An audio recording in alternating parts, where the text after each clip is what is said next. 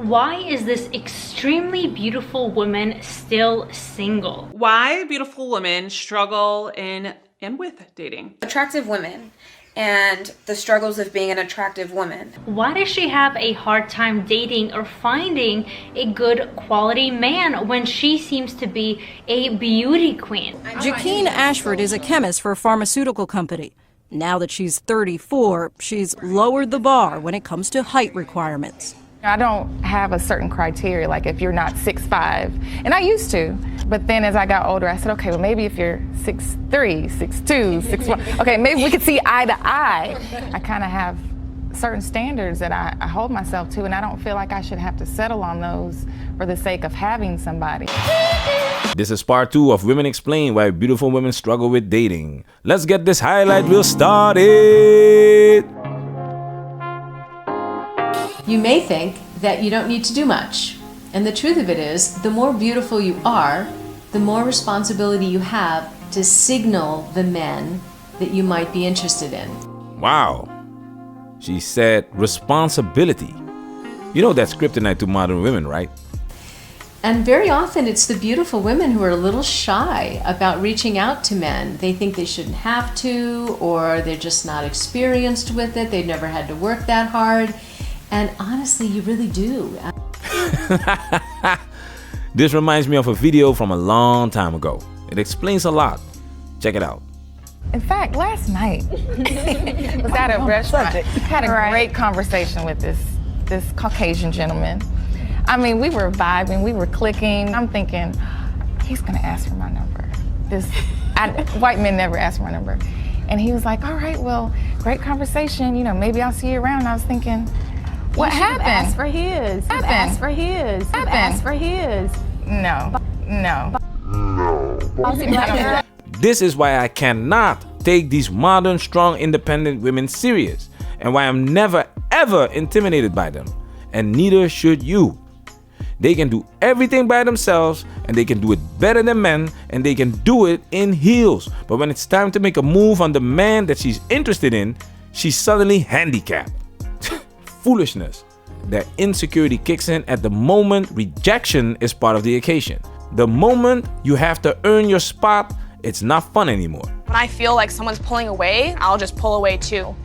Another one, guys, of why beautiful women struggle with dating is the total opposite spectrum of that one. Is that just because you're perceiving them as this beautiful thing doesn't mean that that's how they perceive themselves. Our thoughts, how we feel about things, how we feel about ourselves.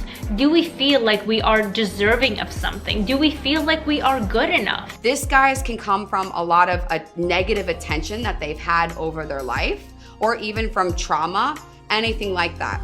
So oftentimes, guys, we're looking at someone and we're perceiving them some way, but let's say that they go home at night and the back of their head tells them that they're not good enough, they're not pretty enough, and they have this, as women, this happens a lot with us, we're taught to compare ourselves with other women. Yeah. There's things called dehumanization and objectification. It's women that make women feel the most insecure and then point the finger and blame men for everything.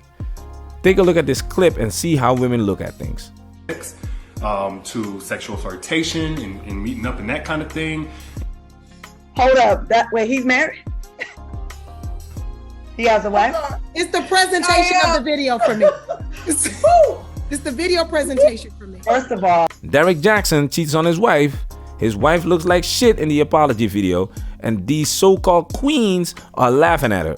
And the politically correct answer is, it's the presentation, it's the presentation. Bullshit.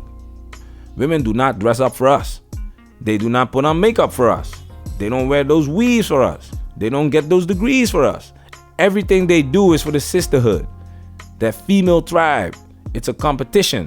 They always have to one-up each other. That's why she cannot come home with no bus driver unless he's really good looking, so she can show him off. Look at our video called The Rise of Jessica X and see some more examples of how the sisterhood's validation works. Where everywhere that we turn, it's very body objectification, where you won't see a woman's head, you'll only see her body on billboards. So we're taught that in order to get the perfect man and get the perfect life, we have to have the makeup and hide our face and put makeup on, although we're wearing makeup right now. Now that's the real tea. When you get to know someone that's very beautiful, and you might think like that values, that's at weight of the value of who they are. But then you get to know them a little bit better, and you find out about things that they've done or things that they will do, ways they compromise themselves, and you're like, oh, this person's actually not that beautiful after all. So I had to acknowledge at one point that I'm like, the common denominator is you. You know, like every Subway sandwich you go to, you get in an argument. Every airplane you're on, every relationship you're in, like, and agreeableness is the #1 trait which determines relationship longevity and success, or someone's ability, which we're told nice people finish last, but in truth, nice people stay in the race the longest. That's exactly why you finish last, because you stay in this foolish race that's not worth it. Let me show you an example of how the common denominator of drama looks like and a fool that decides to stay in the race. And you're literally posting thirst traps, like ab pics, like, oh, like. I'm a trainer. I have a fitness Instagram. So when I see other people that have fitness pages, so you're gonna it's like, called oh, building them up. sexy girl, oh, whatever, you're so sexy, you're gonna like that? It's for work. It's innocent flirting and help me get clients to continue to make money. What is like respectful in a relationship? Like, Trusting the person and not paying somebody to see if they would cheat. This bitch doesn't trust her boyfriend, so she paid someone to see if he would cheat on her. But it happened. Not true. You went on a date with this girl. It wasn't a date. She literally told me that you took her out to eat. No. Yeah, and you guys hooked up. You can't sit here and deny that. I am denying because it's not true. Okay, sure. She's a client, and after we were working out, we got food, which was across the street. That's where not we what walked. she told me. That's what I'm telling you. She told me you guys had sex. I'm telling you we didn't. So are you saying she's lying? I'm saying she's lying. Let's find out from her. Okay. All right. Paula, can you tell him what you told me? So I pretty much told her that he took me to this really fancy restaurant, and afterwards we went back to my place and hooked up. And that he came on to you in the car and you guys are kissing? Yes. Yeah, see? Why would you sit here and lie? I lied because... So you weren't telling the truth? I didn't think that she deserved you, so I lied. Oh my God. Clearly, she doesn't value the faithful, amazing man that you are. I thought, you know, maybe I have a chance because... So you thought you had a chance with him, so you're trying to homewreck us so that you can be with him? Now she calls the other woman the homewrecker. This fool here takes her back after all this crap, while it's clear that he has other options. If she's willing to disrespect you like this, she will disrespect you like that again. She can only improve when she understands that she is the problem. And that is, a lot of women think there are no good men. It's troubleshooting when you're like, oh, something's not working. And then you can do the troubleshooting what a lot of people do, where they're like, other. Men ain't shit. This person ain't shit. The world ain't shit. Dating ain't shit. You can do that for a while. And I did that for a while.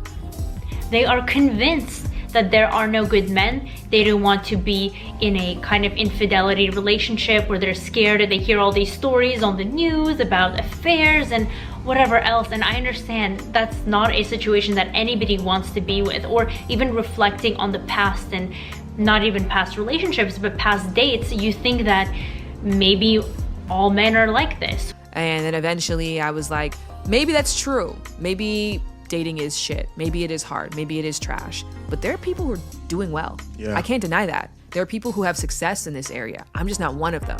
And if I want to be one of those successful people, I gotta start paying attention to what they're doing that I'm not. And that's where books came into play, or just being an observer, being a listener and a learner, and being able to make important changes in my life and my own personality. And then I think that's when I had a massive shift. This video has officially been highlighted.